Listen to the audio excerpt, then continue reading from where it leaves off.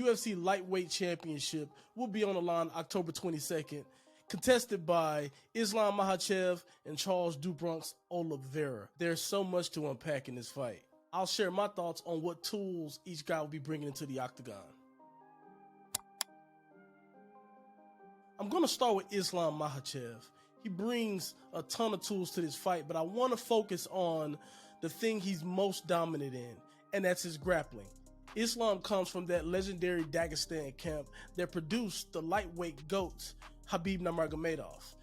Both guys were lifelong training partners. That's a huge advantage for Islam coming into that camp because, quite frankly, we haven't seen anyone be able to match what those guys bring to the table from a grappling standpoint in the UFC. It's almost as if they're playing a different game than everyone else when the fight hits the mat.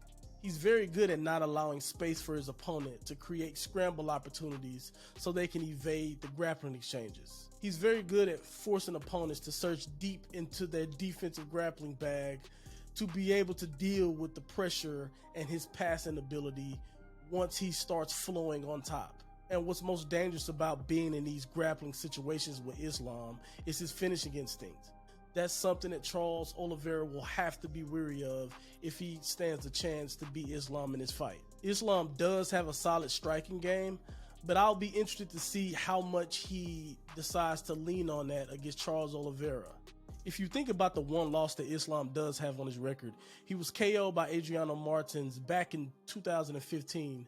So it has to be in the game plan for Islam that no one has touched him in the grappling, to stick with the grappling and not change up the game and go heavier on the striking. Now moving on to Charles Oliveira. One of the things I find most impressive about Charles Oliveira now is his willingness to come back from being hurt and rocked. In his last 3 fights, which were all title fights, he was hurt and rocked and dropped in, I believe, all 3 of them, and he simply didn't quit.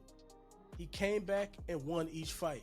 He stared in the face of adversity, and he was able to come out victorious. As we look at Charles Oliveira's grappling, right now, I don't think there's a person in the UFC who has more dangerous jiu-jitsu than Charles Oliveira at this moment. He takes advantage of all bad positions. No matter if you're in the grappling exchanges on the mat, no matter if you're in the stand-up, he can still snatch a neck. He's really good about taking advantage of people's off balances and turning them into submission opportunities and submission threats and finishes, ultimately.